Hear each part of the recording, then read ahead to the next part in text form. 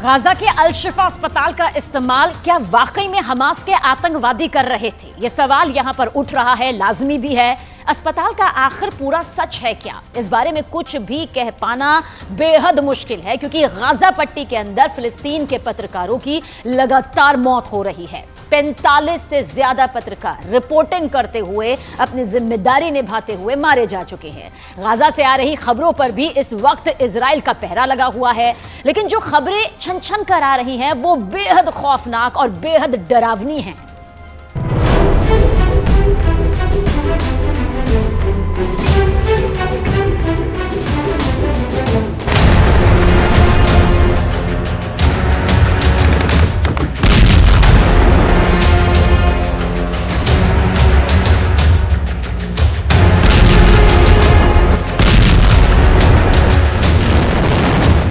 Gaza के अंदर मरने वालों का आंकड़ा लगातार बढ़ता जा रहा है। जैसे जैसे युद्ध की रफ्तार बढ़ रही है और युद्ध में समय आगे बढ़ रहा है, वैसे वैसे लाशों का ढेर लगता जा रहा है।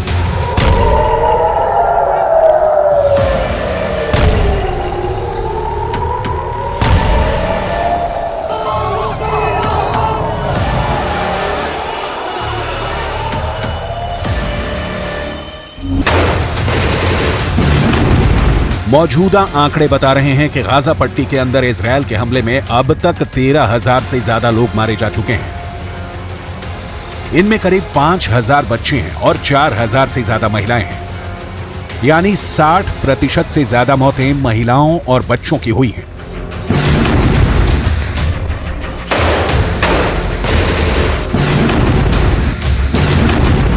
जैसे जैसे इन हमलों में मौतों को लेकर इजरायल पर दुनिया का दबाव बढ़ रहा है, वैसे वैसे इजरायल 7 अक्टूबर की दहशत भरी कहानियों को दुनिया के सामने पेश करके दोबारा 7 अक्टूबर जैसी सहानुभूति हासिल करने की पुरजोर कोशिश कर रहा है।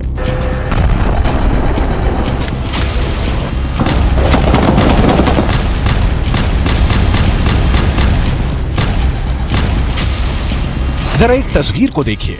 यह 19 साल की इजरायली लड़की है जो 7 अक्टूबर को हमास के द्वारा किडनैप कर ली गई थी और इसकी हत्या अल शिफा अस्पताल के अंदर की गई।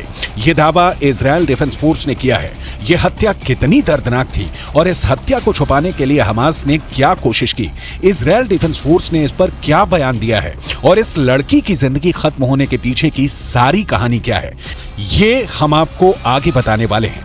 लेकिन सबसे पहले हम बात करेंगे गाजा के अल शिफा अस्पताल की, जहां पर इजरायल डिफेंस फोर्स ने एक और खतरनाक सुरंग ढूंढने का दावा किया है।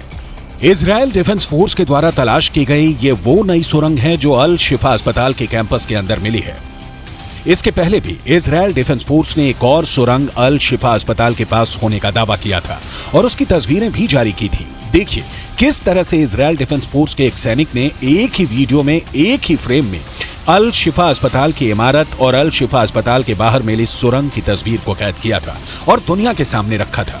लेकिन अब ये दूसरी सुरंग है जो अल शिफा अस्पताल के कैंपस के अंदर मिली है। प्रोपेगेंडा करने में माहिर इजरायल डिफेंस फोर्स ने बाकायदा एक वीडियो जारी किया है और उस वीडियो में दिखाया गया है कि ये सुरंग किस तरह से अल शिफा अस्पताल के कैंपस के अंदर से मिली है। सुरंग को अल शिफा अस्पताल की फेंसिंग के अंदर दिखाया गया है। ये सुरंग जो कि ऊपर से एक बड़े गड्ढे जैसी नजर आती है, इसके आसपास इजरायल के तमाम सैनिक नजर आ रहे हैं और इस सुरंग के अंदर बाकायदा लेजर रोशनी करके ये दिखाया गया है कि ये सुरंग कितनी गहरी है। इजरायल डिफेंस फोर्स का दावा है कि ये सुरंग 50 मीटर से ज्यादा लंबी है। ये सुरंग आखिर अंदर कहां तक गई है? क्या वाकई में अल शिफा अस्पताल के नीचे बने हेडक्वार्टर से ये सुरंग जुड़ती है? ये वो सवाल हैं जिनका जवाब इजरायल डिफेंस फोर्स को देना है।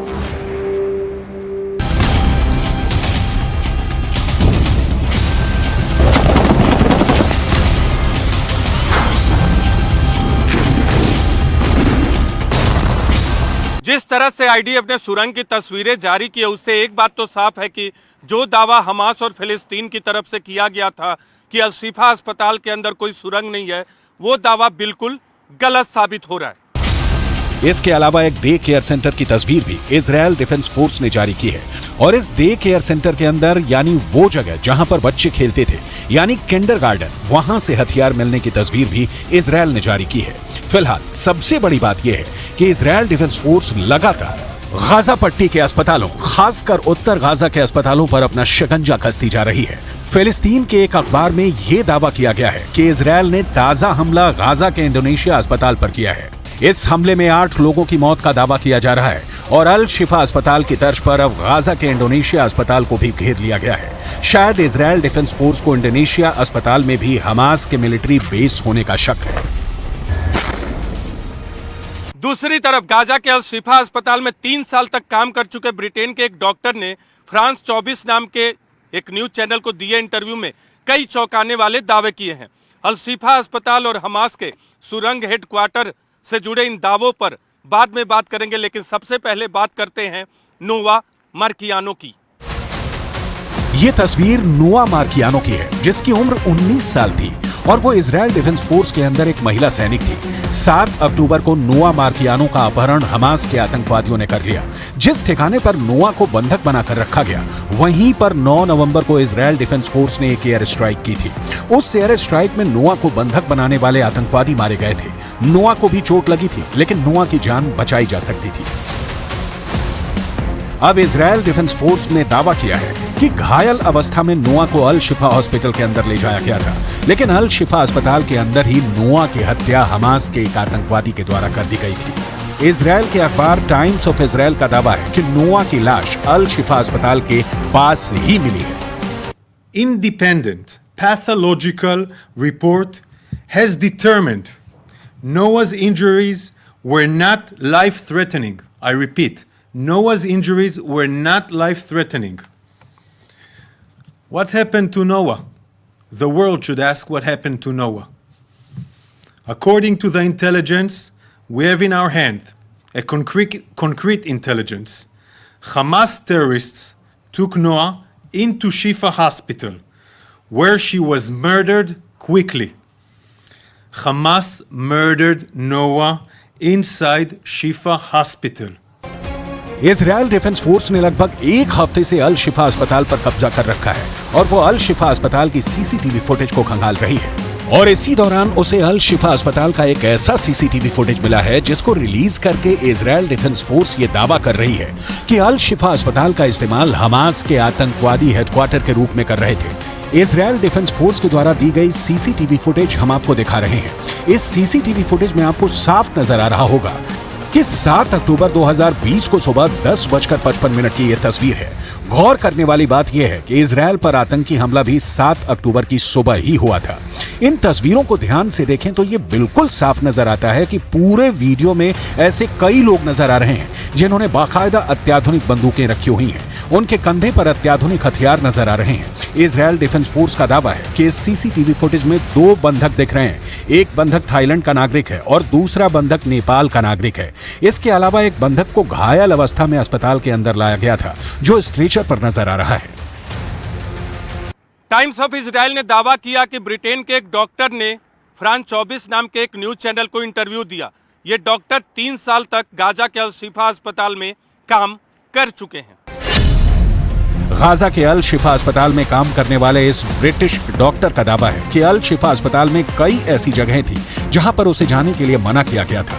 ये कहा गया था कि अगर वो प्रतिबंधित क्षेत्र में जाएगा तो उसे गोली लग सकती है। टाइम्स ऑफ इजराइल ने दावा किया कि अल शिफा अस्पताल के अंदर हमास के हेडक्वार्टर का दावा करने वाले ब्रिटिश डॉक्टर ने अपना नाम नहीं बताया, क्योंकि उन्हें डर है कि गाजा में मौजूद हमास उनके सहयोगियों को मार सकता है। अल शिफा अस्पताल में काम करने वाले इस ब्रिटिश डॉक्टर ने आगे कहा कि सावधान किए जाने की वजह से मैं गाजा के अल शिफा अस्पताल के प्रतिबंधित क्षेत्रों से दूर रहा, लेकिन मैंने कुछ संदिग्ध से नजर आने वाले ऐसे लोगों को अस्पताल में हर समय अंदर और बाहर जाते देखा जो चिकित्सा कर्मी नहीं थे। ये लोग अस्पताल के बेसमेंट के अंदर जाते थे।